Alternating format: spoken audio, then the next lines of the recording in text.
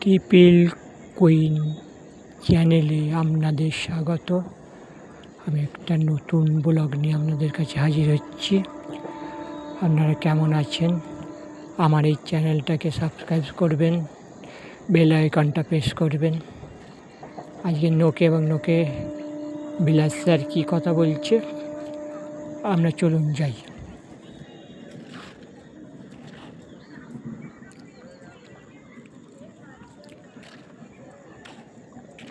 আচ্ছা মাস্টার, আমি আপনাকে একটা জোক শোনা।